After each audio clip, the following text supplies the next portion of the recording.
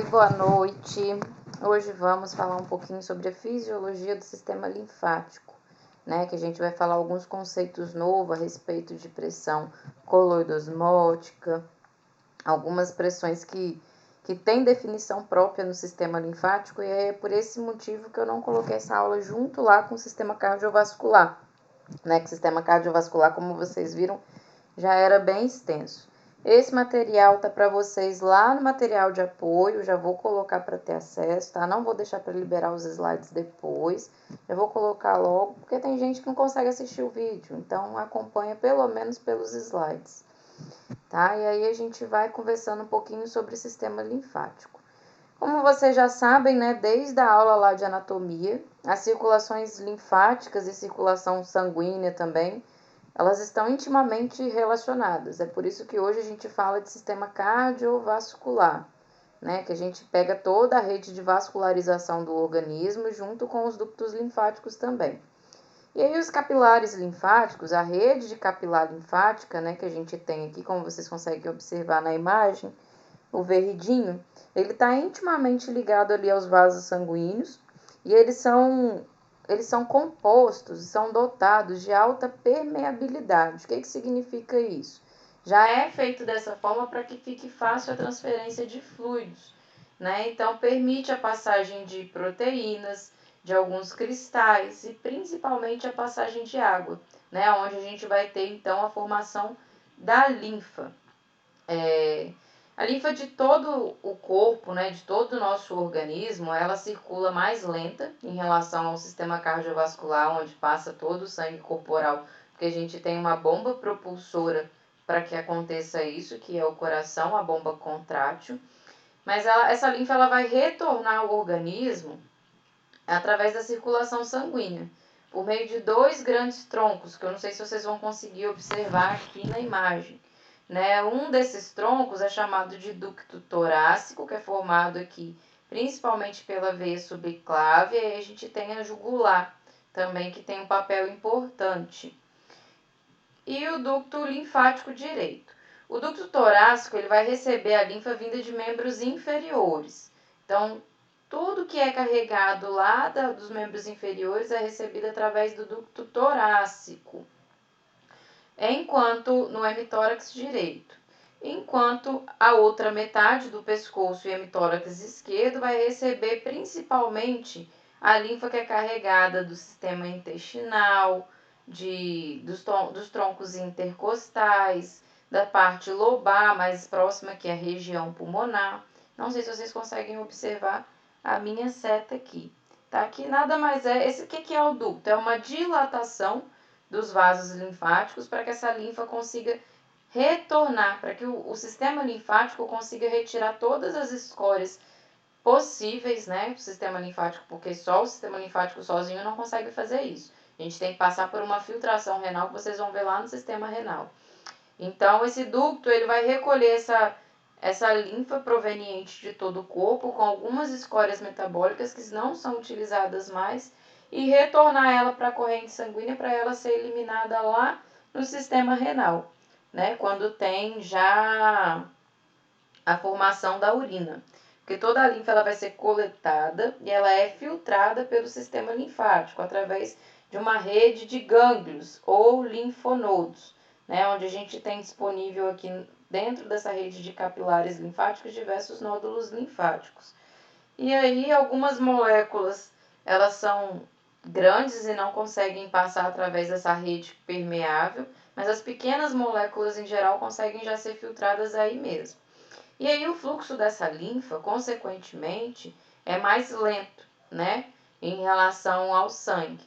Por dia, mais ou menos, o nosso corpo consegue filtrar e circular junto ao sistema cardiovascular no período de 24 horas, compreendendo o dia todo, cerca de 3 litros apenas de linfa, né? E aí o sistema linfático, para conseguir fluir, ele vai depender de algumas forças, né? Diferentemente do sistema cardiovascular, que a gente tem uma bomba cardíaca que vai ter o estímulo elétrico ali próprio através do sistema de Purkinje, como vocês viram na aula de fisiologia do sistema cardiovascular. O sistema linfático não tem uma bomba, então ele vai depender de gravidade, ele vai depender de movimentos passivos, vai depender de massagem, vai depender de contração muscular, de pulsação de artérias, de peristaltismo das vísceras, né, os movimentos que a musculatura lisa faz, movimento respiratório. É por isso que hoje um dos procedimentos na área da estética tão bem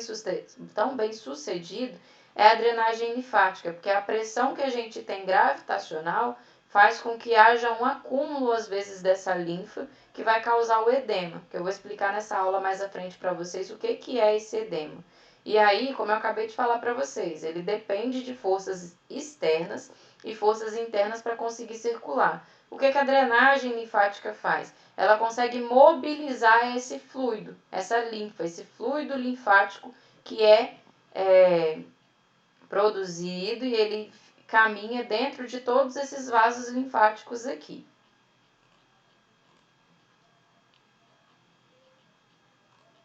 E aí, quais são as funções do sistema linfático na fisiologia? Principal função é a drenagem de fluido intersticial.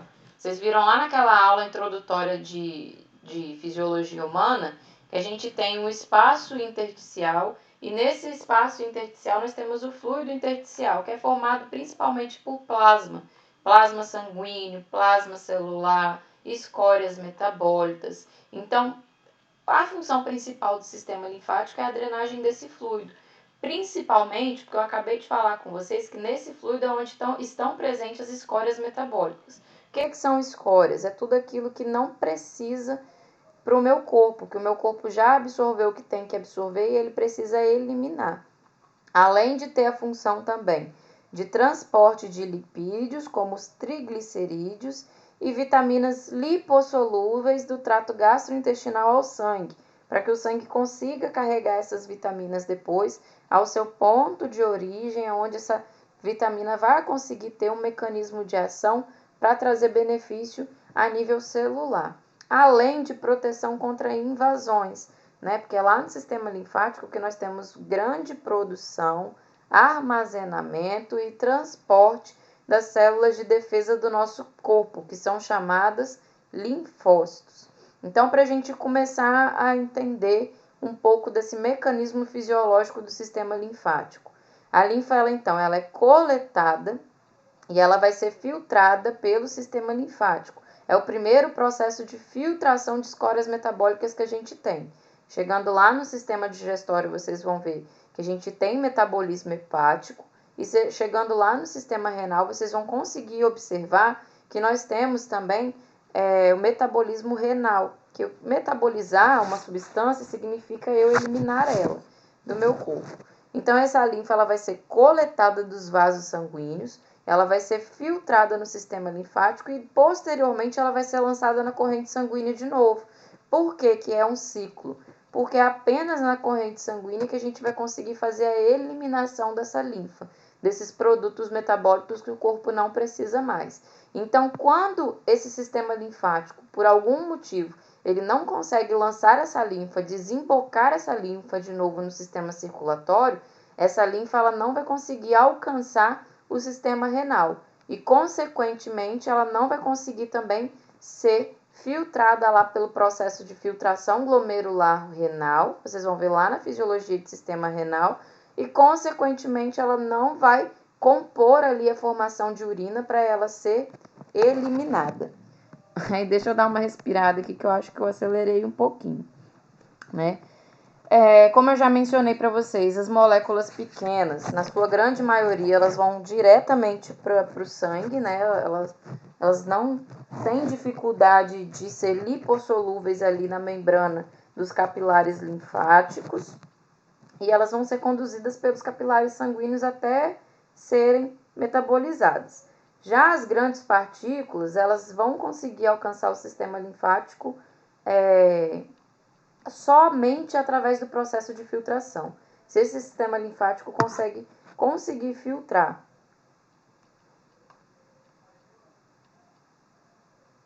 E aí, o esquema do sistema linfático. Nós temos a artéria, ou o capilar, ou a veia, qualquer vaso sanguíneo. E aí nós temos algumas forças, né, que são extremamente importantes para que aconteça esse movimento. a maior força exercida é a pressão sanguínea. Por quê? Como no exemplo que eu dei para vocês lá de sistema cardiovascular, o nosso... Perdão, gente, tem que dar uma pausa aqui. Como a gente viu lá no sistema cardiovascular, que eu dei aquele exemplo para vocês, o nosso sistema cardiovascular ele funciona como se tivesse uma caixa d'água e uma rede de canos. Né? O que essa caixa d'água e essa rede de canos faz dentro da nossa casa? Nós temos a caixa d'água que armazena a água e quando essa água desce, ela exerce uma pressão sobre o vaso. Né? Acho que eu já devo ter comentado esse exemplo para vocês até na aula de anatomia do sistema cardiovascular. Quando a gente vê a mangueira ou quando a gente vê o cano mesmo, a torneira tremendo, significa que a água está passando com muita pressão naquele vaso. A mesma coisa ocorre no sistema cardiovascular. Nós temos uma bomba propulsora, que é o coração, que vai lançar o sangue nos vasos sanguíneos, na rede de artérias, na rede de capilares e na rede de veias. E aí essa pressão sobre o vaso vai fazer com que haja uma troca de pressão interna com a pressão externa. E aí entra uma força de pressão aqui que a gente ainda não havia conversado no sistema cardiovascular, porque ela é mais importante em relação ao sistema linfático, que é a pressão osmótica, ou chamada também pressão coloidosmótica. É a mesma coisa. Além do fluxo de água, né? Fluxo de plasma sanguíneo que passa aqui no espaço intersticial, que entre o capilar, a artéria, a veia, o vaso sanguíneo e a rede de vasos linfáticos, nós temos um espaço imaginário, que é o espaço intersticial. Essa pressão osmótica atuando com uma diferença de pressão sanguínea, por isso vocês estão vendo aqui uma seta para cima e uma seta para baixo, né? Ela vai fazer com que haja essa permeabilidade do vaso, né? E aí, essa água que é chamada de linfa, que é altamente rica em nutrientes, em sais minerais, em vitaminas, em lipídios, elas vão deixar o capilar arterial passar. E aí ela vai começar a desembocar aqui, ó, no interstício. Eu vou ter por uma diferença de pressão, eu vou ter uma capilaridade. O que é essa capilaridade? Esse vaso ele vai se tornar permeável.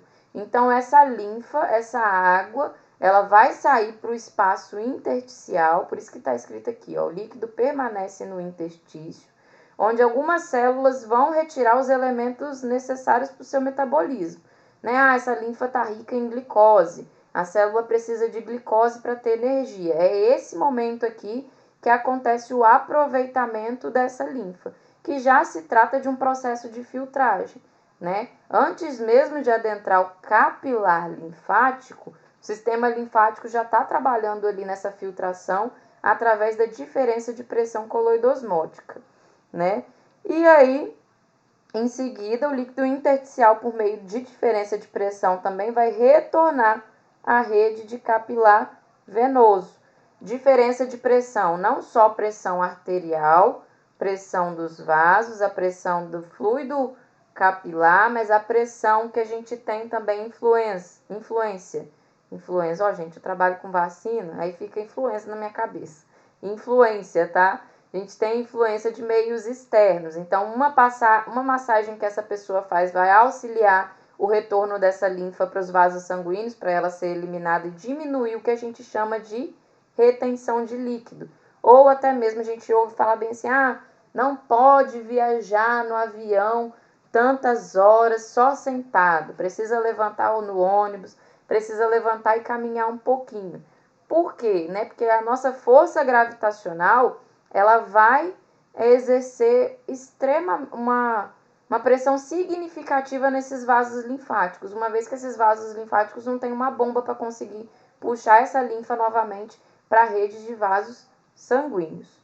Né? E aí, grande parte de tecidos, extremidade arterial do leito do capilar vai retornar à circulação sanguínea, principalmente por meio de extremidades de veias, né? E aproximadamente 10 a 20% são conduzidos por uma rede fina de capilares linfáticos, que são todas aquela rede de capilar que vocês observaram lá. Tá joia? E aí, o que são a definição dessas pressões, que são responsáveis pela troca do meio do capilar sanguíneo? Para vocês não decorarem, e como eu sei que eu falo rápido também, eu deixei por extenso aqui para vocês e de maneira bem facilitada, tá? O que é a principal pressão, as duas principais pressões internas na rede de capilares linfáticos e capilares sanguíneos, que fazem com que haja essa permeabilidade do vaso e que a linfa consiga sair do vaso sanguíneo e ir para o sistema linfático para ser filtrada, para o corpo absorver todos os nutrientes que precisa e para que essa linfa retorne depois ao sistema cardiovascular para que ela seja degradada e eliminada através do sistema renal. A primeira delas é a pressão hidrostática, que é a pressão que impulsiona o fluido pela membrana capilar em relação ao intertício. A pressão média capilar é cerca de 30 milímetros de mercúrio e do capilar venoso 15 milímetros de mercúrio, isso só a nível de curiosidade, porque a gente só consegue aferir essa pressão em milímetros de mercúrio. A pressão hidrostática intersticial é a que tende a movimentar o fluido de volta para os capilares. Quando o indivíduo fica em pé, essa pressão hidrostática ela vai aumentar nos membros inferiores e ela vai diminuir da cabeça. Então, ela vai funcionar de forma contrária, porque a gente tem uma forte presença ali da gravidade, do fator gravitacional. A pressão osmótica é a segunda pressão. Ela vai ser originada, então, pela presença de moléculas proteicas no sangue e no fluido intersticial. Então, na presença de proteínas, a gente tem o aumento dessa pressão osmótica, né? E essa pressão osmótica ela é responsável por movimentar o fluido do intertício em direção ao capilar. Então, em tirar aquela linfa ali do intertício e levar ali para o capilar. A média é de 28 milímetros de mercúrio e ela vai representar uma força oposta, que tende a retirar o fluido dos capilares, em média 6 milímetros de mercúrio. Então, essa pressão osmótica aqui, ela é responsável por retirar a linfa lá de dentro do capilar. A pressão de filtração e a pressão tissular são as duas outras pressões internas. As externas eu já falei para vocês, gravidade, massagem, fator ortostático. O que é um fator ortostático? Se a pessoa fica deitada muito tempo, se ela fica em pé muito tempo, tudo isso vai influenciar nessa diferença de pressão e, consequentemente, na movimentação dessa linfa lá no sistema linfático. A pressão de filtração ela é calculada pela diferença de pressão hidrostática capilar e a pressão osmótica, sendo no extremo arterial igual a pressão positiva de 8 milímetros. Isso é a nível de cálculos fisiológicos, tá? Só a nível de curiosidade. Por quê? Se eu tenho uma diferença na pressão hidrostática e uma diferença na pressão osmótica, vocês observaram lá naquele exemplo da setinha, vou voltar aqui só para vocês conseguirem compreender melhor. Pressão hidrostática, eu lembro de quê? De água. Pressão osmótica, por que essas setas estão no desenho aqui de forma contrária? Porque a pressão exercida entre elas vai conseguir exercer a pressão de filtração, que é a diferença entre uma pressão e outra, o que vai produzir a reabsorção. Reabsorção de algumas moléculas, reabsorção de cristalóides, de proteínas, de água, tudo que compõe o fluido intersticial ali no sistema linfático. E a pressão tissular é uma pressão exercida sobre o fluido livre nos canais tissulares, nos vasos sanguíneos. Ela é negativa, uma pressão negativa na maioria dos tecidos. E a pressão tissular total, ela resulta da soma da pressão hidrostática com a pressão do tecido sólido, a pressão do vaso sanguíneo. Quando a gente lembrar de tissular, a gente lembra de tecido, tá? E aí de células e junções endoteliais. Endotélio, epitélio, são tudo camadas de células da pele, tá? E aí essa pressão tissular, apesar de ser negativa, exercer uma pressão negativa na maioria das vezes, ela pode estar positiva quando os músculos se contraem, que vai fazer com que vá comprimir os vasos linfáticos iniciais. E aí, como é que funciona esse fluxo linfático? Assim como nos vasos sanguíneos, o sistema linfático também tem um sistema de válvulas, né? Mas essas válvulas, diferente do canal lá de vasos sanguíneos, elas não pulsam. Então, ela não é tão efetiva para que não garanta o refluxo da linfa, né? Porque ela é estática, ela fica ali paradinha. É por isso que é muito comum a gente ter acúmulo de linfa, principalmente em membros inferiores. O que acontece na gestação? Que a mulher começa a inchar muito o pé, começa a ter muito edema da região do pé. Essa mulher, ela passa a ter um aumento significativo dessas pressões, né? Uma vez que ela está no processo gravídico, e esse processo gravídico, ela vai aumentar o peso. A mesma coisa acontece em indivíduos obesos. Isso vai aumentar a pressão nos capilares linfáticos, e aí o sistema de válvulas que a gente tem nesses capilares, eles não funcionam de forma efetiva com contração para evitar o refluxo. É um sistema para evitar o refluxo, mas ele não pulsa, ele não vai conseguir pulsar, a pulsação que a gente vê na artéria. E aí ele fica paradinho lá. Então é por isso que é muito fácil acumular essa linfa em extremidades. E no nosso caso, como nós somos indivíduos bípedes, né, que andamos sobre duas pernas, as nossas extremidades são as nossos pés.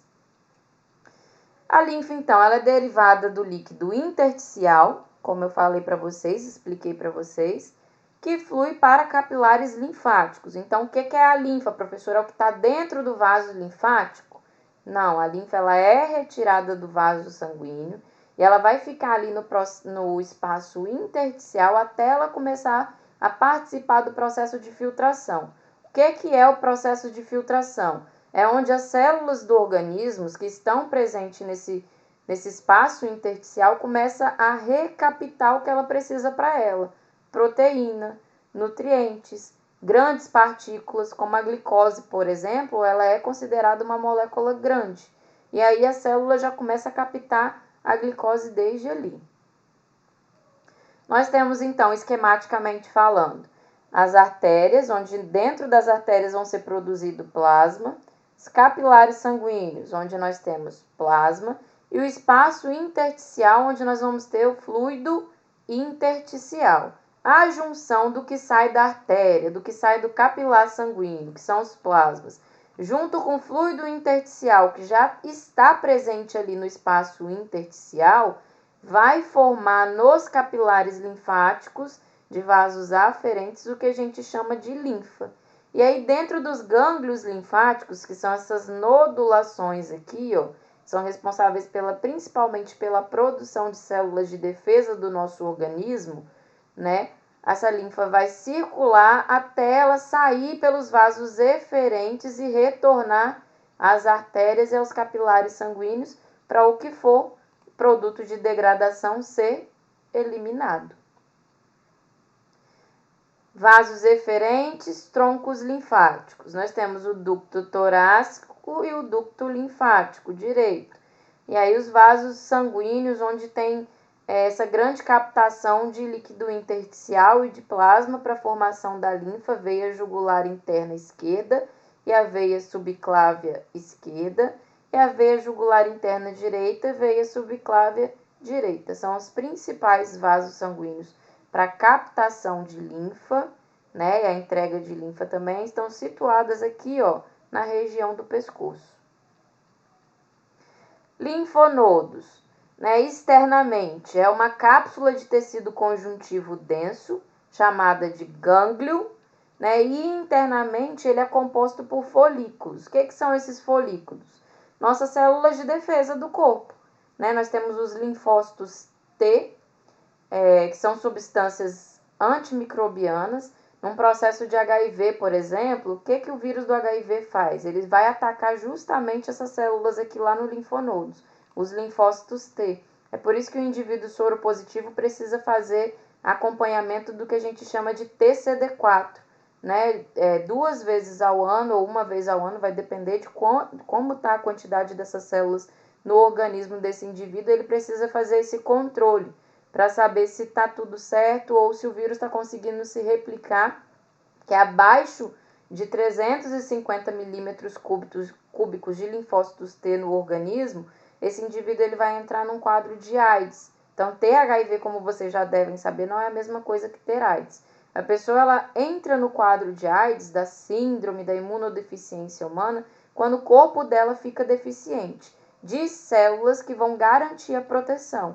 Então, fica muito fácil para esse indivíduo contrair uma gripe, uma pneumonia, uma tuberculose, que são as doenças oportunistas, né? Principalmente tuberculose, que está intimamente ligada aí ao fator de HIV, que talvez em algum outro momento também vocês já devem ter ouvido que 90% da população já teve contato com bacilo de Koch, com a bactéria causadora da tuberculose, e aí essa bactéria ela fica lá inativada no nosso corpo. E aí se tem um processo deficitário muito grande lá no sistema linfático, lá no linfonodo e na produção dessas células de defesa do corpo, essa bactéria ela consegue se replicar e causar o processo patogênico dela, né? Ela consegue provocar a doença.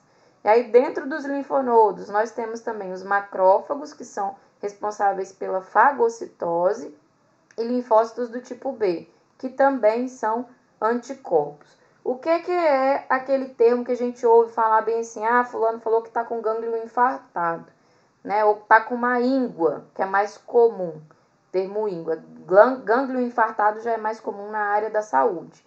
O que é essa íngua? Quando a gente tem um processo infeccioso, que o sistema linfático detecta isso, eu tô com minha garganta começando a inflamar. Eu acho que a minha garganta vai infeccionar. Que inflamação também é diferente de infecção. Infecção é quando tem presença de algum patógeno, algum micro-organismo. Inflamação é uma irritação. Tá falando a grosso modo com vocês. Esses linfonodos, eles vão começar a aumentar a produção de linfócitos, de macrófagos, de linfócitos tipo T, tipo B, porque são células de defesa. E aí esses linfonodos que geralmente são impalpáveis, o que significa isso? Eu não consigo palpar, eu não consigo tocar ele. Eu tenho uma cadeia de linfonodo que a gente fala retroauricular, que fica atrás da orelha, inframandibular, inframentoniana, abaixo da mandíbula e abaixo do mento, que é o queixo. A gente vai ter uma cadeia de linfonodos ali, descendo o músculo esternocleidomastoide, cadeia de linfonodos, tá? Cadeia linfática a gente tem no corpo todo. Linfonodos são aqueles nódulozinhos. Uma cadeia de linfonodos ali, a nível de cabeça e pescoço, supraclavicular, acima da clavícula, e axial média, próximo ali da axila. Então, se eu tô com a garganta doendo que vai inflamar, eu senti um carocinho ali perto da minha orelha, atrás da orelha mais ou menos, que é o mais comum de aparecer. E aí tá um carocinho dolorido, que apareceu uma íngua em mim. Já é o seu sistema linfático te avisando que algum processo infeccioso está se instaurando ali no seu organismo, né? E a nível de membros inferiores, nós temos ali também uma cadeia linfática inguinal, né? Que é próximo ali da região da virilha. É por isso que mulheres também que fazem cirurgia de câncer de mama, às vezes elas precisam retirar toda a cadeia linfática próximo ali da linha axilar, da onde foi que o câncer acometeu aquela mama. Por que se retira? Porque essa mulher ela pode ter uma recidiva depois. Essas células cancerígenas, essas células deficitárias, podem voltar a crescer de maneira exacerbada. O câncer pode ter uma recidiva. E se esse câncer alcança a cadeia linfática, ele consegue ter uma metástase tem uns nomes que garra mesmo, de uma forma muito rápida. E aí alguns médicos já optam por retirar toda a cadeia linfática de linfonodos ali próximo da mama que foi afetada. Tonsilas e baço. O baço e as tonsilas são os dois órgãos ali que compõem também o sistema linfático. O baço ele é coberto por tecido conjuntivo denso, contém plasmócitos e leucócitos, macrófagos, não contém vasos linfáticos, mas possui espaço para armazenamento de sangue. E as tonsilas vão produzir ali células, linfócitos B e T, contém folículos linfáticos E as tonsilas, ela é uma junção da cavidade da boca e da garganta, as tonsilas palatinas, que vocês conhecem por amígdalas, né? Mas então, para que serve a amígdala, professora? É só para ficar dando infecção de garganta, para ficar acumulando sujeira? Não. Ela tem a função de armazenamento de linfócito B e T, tem os folículos linfáticos também. Então, é por isso que, num primeiro contato, quando tem assim, uma mudança de tempo muito brusca, o que a gente mais sente é a garganta, pela presença ali das tonsilas palatinas. E aí, o que é o edema? O que é o inchaço? Né? O edema, ele é o movimento do fluido do espaço intravenoso e do espaço intersticial. E ele tem um cálculo aqui para a gente conseguir, na fisiologia, calcular, que aí, para vocês aprenderem esse cálculo, vocês têm que ir lá para o mestrado em fisiologia, um doutorado em fisiologia, vocês têm que se aprofundar bem em estudos fisiológicos, e aí vocês vão ter que calcular, tem como calcular o que ocasionou esse edema, qual foi a diferença de pressão dentro do vaso sanguíneo e dentro do espaço intersticial que foi a geradora desse edema. Como é que é esse cálculo? Só a nível de curiosidade também. É esse JV aqui, que é o fluxo do fluido ao longo do capilar. A gente consegue aferir isso em milímetros de mercúrio. KF, coeficiente de ultrafiltração.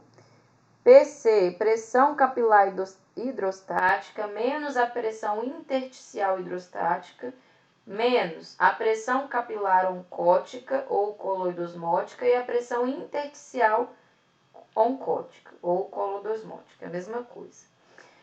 O edema, então, a quantidade de líquido em espaços intersticiais vai depender da pressão do capilar, da pressão do líquido intersticial, da pressão oncótica, da permeabilidade dos vasos, do número de capilar que está ativo ali, do fluxo linfático e do volume total de líquido extracelular. Por que a mulher, quando ela passa por um processo de mamoplastia, ela vai colocar um silicone, ela vai fazer algum procedimento estético que acabou mexendo ali na mama, o médico orienta ela a procurar uma pessoa apta para fazer a drenagem linfática. Porque aqui, como eu falei para vocês, a rede de linfonodos a nível de cabeça e pescoço e tórax, ela é a maior que a gente tem a nível de corpo todo. Nós temos linfonodos, tá? Capilares linfáticos, a gente tem os capilares no corpo todinho. Mas aí, se eu tenho uma diferença de pressão, porque eu passei por um processo cirúrgico, vai ter um aumento da produção desse líquido intersticial, consequentemente um aumento da produção dessa linfa e consequentemente um acúmulo, porque o corpo ele precisa também se regenerar, ele precisa conseguir passar pela recuperação daquele processo que foi um processo extremamente agressivo. E aí lembra que a linfa ela também se movimenta com o auxílio de forças externas. E aí é com essa força externa da drenagem linfática que a gente consegue fazer isso de maneira mais eficaz. E aí a relação entre resistência pré-capilar e pós-capilar também é importante. Né? Alterações em alguns desses parâmetros levam a variação no líquido intersticial, que é o que eu acabei de mencionar para vocês no exemplo da plástica. O excesso de líquido no interstício é fator determinante para que classifiquemos o edema. O que é o edema? Excesso de líquido no interstício. E ele aconteceu por quê? Porque a gente teve alguma alteração em algum parâmetro, seja da pressão capilar, da pressão do líquido, da pressão ocótica, da permeabilidade dos capilares. Tudo isso influencia. E aí a quantidade anormal de líquido nos espaços intercelulares ou nas cavidades do organismo é o que definimos por edema. O edema é uma consequência do aumento nas forças que tendem a mover os fluidos do compartimento intravascular intersticial. As principais causas que podem levar à formação do edema são aumento de pressão hidrostática, diminuição da pressão, obstrução da drenagem e aumento da permeabilidade vascular. A gente tem várias causas para o edema. Formação do edema, como é que acontece? Nós temos um aumento da pressão intravascular, hidrostática, pressão de água dentro do vaso, e nós temos uma queda da pressão oncótica no plasma, no sangue. Consequentemente, eu vou ter um aumento da permeabilidade capilar com saída de líquido e proteínas para o interstício. Eu vou ter um aumento da pressão oncótica intersticial, que vai acabar obstruindo a drenagem, os canais da drenagem linfática. Eu vou ter aumento de sódio. Se eu tenho aumento de sódio, o sódio também, o que ele faz? Ele não puxa água. A gente não ouve falar isso, que o sódio faz reter líquido. Se ele puxa água, ele vai estar puxando água da onde? Da pressão hidrostática, do fluxo aqui, ó, do capilar sanguíneo, do vaso sanguíneo. E aí vai acumular justamente no espaço intersticial. E aí ocorre a formação do edema. Vocês podem ver que nós temos a rede venosa, a rede arterial e a rede linfática. Movimento da linfa. Para que a movimentação da linfa ocorra de forma significativa, isso eu estou falando com vocês desde o início, né? Precisa de permeabilidade do capilar sanguíneo, que vai fazer com que aumente o volume da pressão intersticial. Depende de diversas forças, tá? Eu deixei isso aqui anotado para vocês conseguirem ter acesso, quem não está conseguindo assistir a aula, conseguir ler os slides e entender. E aí nós temos algumas formas para avaliar o edema, nós que somos profissionais da saúde. Como é que eu avalio esse edema? Eu tenho que avaliar em relação à localização, a duração desse edema, a evolução desse edema, a intensidade, a consistência desse edema, se o edema ele é duro, se ele é depressível, se ele abaixa, retorna. Alguns fatores associados, eu tenho que saber então um pouco da clínica daquele paciente, se é um paciente que tem pressão alta, paciente em uso de medicamento, que a gente fala para fazer xixi, medicamento diurético, porque se esse paciente está tomando medicamento diurético, significa que a diurese dele não é tão eficaz por conta de algum processo que o corpo dele não está conseguindo executar, alguma alteração no corpo dele. Então, ele tende a reter líquido, porque ele precisa de um remédio para conseguir eliminar esse líquido. E aspecto, sensibilidade e temperatura da pele. E aí a avaliação desse edema ela é realizada através do que a gente chama de sinal de Godet. O que é esse sinal de Godet? Né? Eu vou lá com o meu dedinho, aperto a pessoa, e aí o furinho que retorna, a impressão dos dedos para mostrar o edema maleular, né? É o que forma o sinal de Godet, e aí a gente avalia esse sinal de Godet em cacifos, que a gente chama de cacifos. Quanto à localização, esse edema, ele é localizado ou generalizado? O edema generalizado a gente chama de anasarca, tem um termo mais específico para isso, e é o edema que preocupa a gente. Então, o paciente anasarcado significa que toda a rede de capilar linfático dele está falhando por algum processo que o corpo dele não está conseguindo dar conta. Paciente cancerígeno, paciente hepatopata, que tem algum problema de fígado, e aí é uma condição grave, tá? Porque o paciente com edema generalizado, ele pode evoluir para um edema agudo de pulmão. Pode entrar o que a gente chama de chamar é ótimo, né? Pode entrar o que a gente chama vulgarmente de água no pulmão. Ora, se esse edema é localizado, pode ser só por um aumento significativo de forças externas, que faz com que haja variação aí do movimento dessa linfa.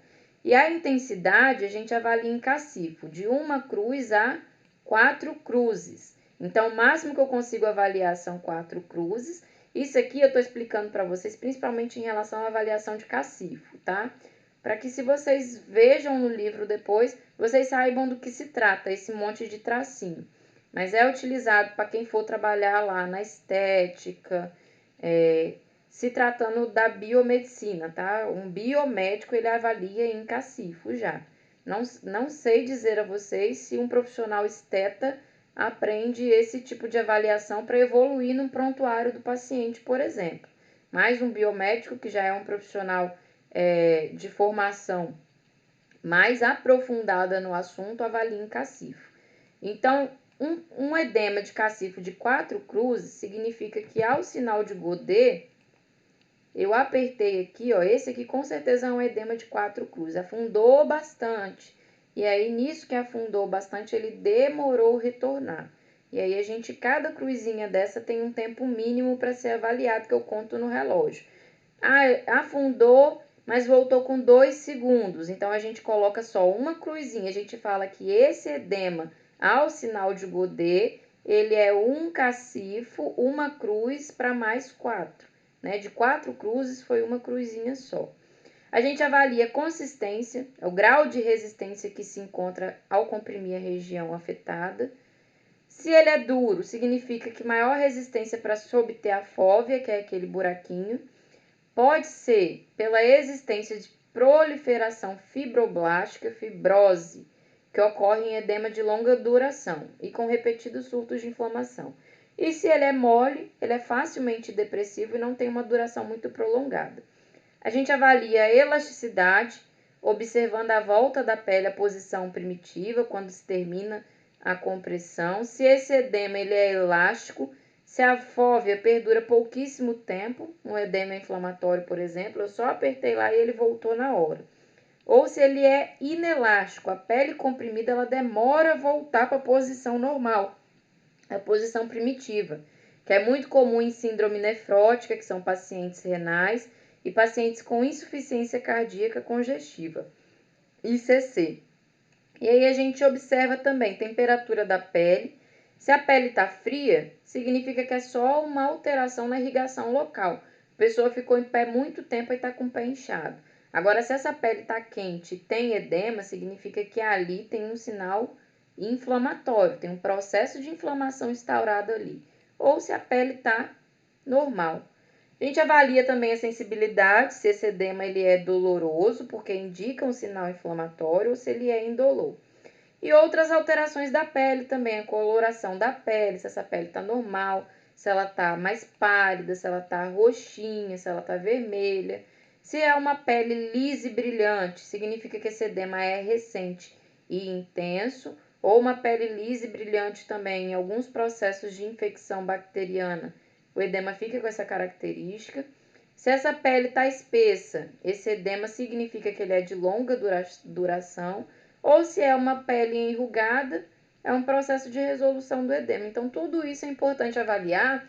E aí, por que eu trouxe isso para vocês? Para vocês perceberem que o sistema linfático, ele tem muita coisa para trazer para a gente. E é um sistema que ele é completamente negligenciado na saúde. As pessoas passam pelo sistema linfático batido. Então, olha quantos sinais o próprio sistema linfático já dá para o corpo da pessoa. Né? Então, passem a olhar o sistema linfático com mais carinho. E aí, alguns conceitos importantes. Nós temos a linfangite, que é a inflamação dos canais linfáticos, que podem provocar estrias avermelhadas. A linfadenite aguda, que são inflamações dos linfonodos, que vai deixar a região vermelha e dolorida. A linfadenite supurativa, que vai acontecer necrose e supuração dos linfonodos. Dentro do linfonodo vai começar a sair pus. E o linfangioma, que é quando ocorre um processo de tumoração. Alguma célula do sistema linfático, alguma célula dentro do linfonodo se tornou uma célula cancerígena. E aí pode dar aquele câncer famoso lá que o Reinaldo Giannichini teve. E aí, esses sinais que o sistema linfático dá, ele está presente em diversos distúrbios, né? E a gente consegue observar com muita clareza. O linfedema é o acúmulo de líquidos e proteínas no espaço intercelular. E aí a gente pode ter o linfedema primário, como por exemplo na doença de Milroy, que eu não sei dizer para vocês o nome, né? Que é crônico ou congênito, a pessoa pode nascer com essa doença. Eu vou deixar para vocês pesquisarem mais sobre ela, tá? Nível de curiosidade. Secundário, é muito comum paciente que tratou de tuberculose devido à invasão de linfonodos pela bactéria, pelo bacilo de Koch, que é a bactéria que provoca a tuberculose.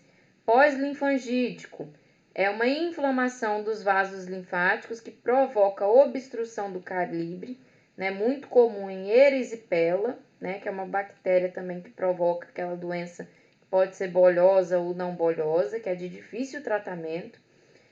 Pode ser neoplásico ou tumorigênico, que é invasão de linfonodo pelas metástases, foi o que eu falei para vocês. A mulher ela teve um câncer de mama. E aí o que o médico faz por segurança? Às vezes ele retira toda a cadeia linfática ali daquela mama que foi afetada.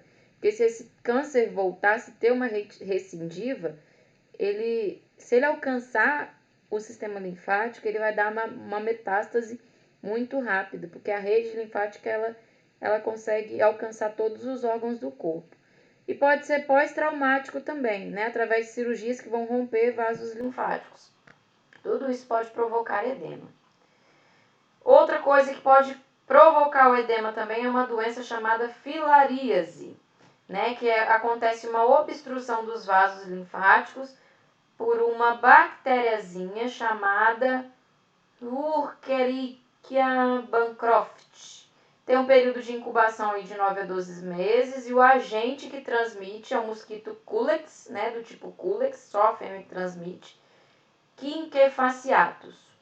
A manifestação se dá através da linfangite, de sinais inflamatórios e da linfadenite, que vai causar o que vocês conhecem por elefantíase, que é quando já tem a fibrose, o espessamento e endurecimento das áreas do edema. Então, é por isso que uma pessoa que tem elefantíase não volta.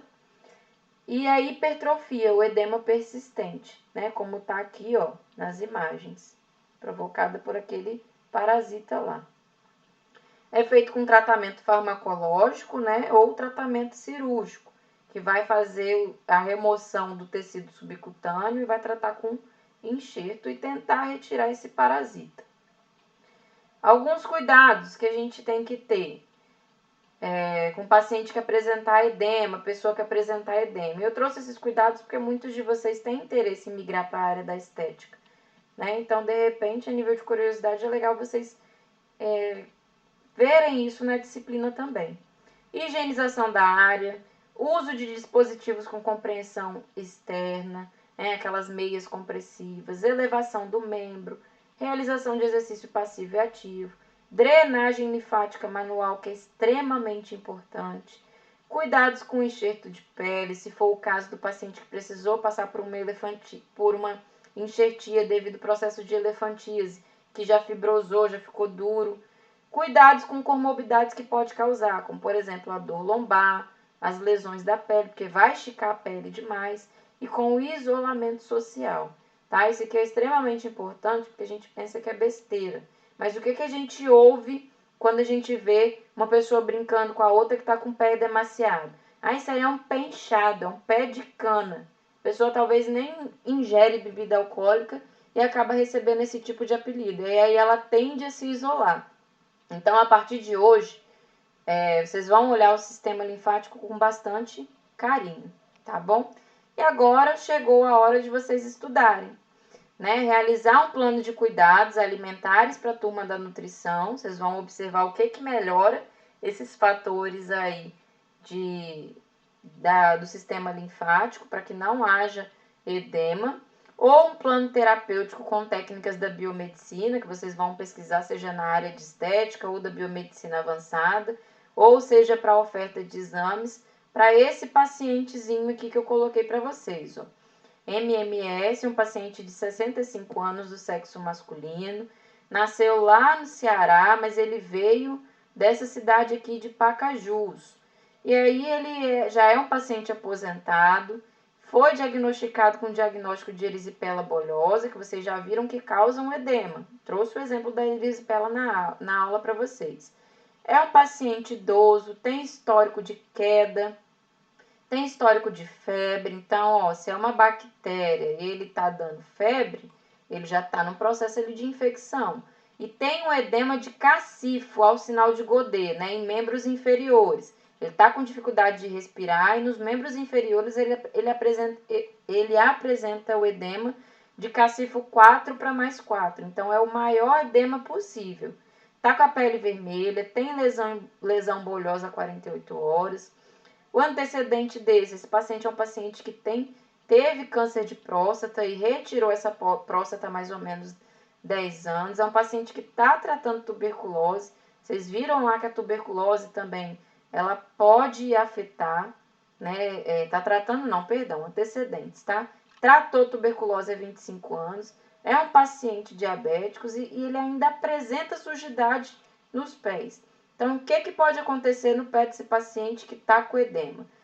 Elaborem um plano alimentar, né, dos principais nutrientes, vitaminas. Um plano alimentar não é uma dieta, vocês ainda não estão aptos para isso. Mas pesquisem quais são os principais alimentos, né, que você pode oferecer para esse paciente. Da biomedicina, vê qual procedimento, qual exame que pode ser ofertado e aí coloca lá no fórum para a gente ter uma discussão bacana a respeito disso, tá bom? Fiz a aula com bastante carinho, espero que vocês tenham gostado. Até a próxima semana.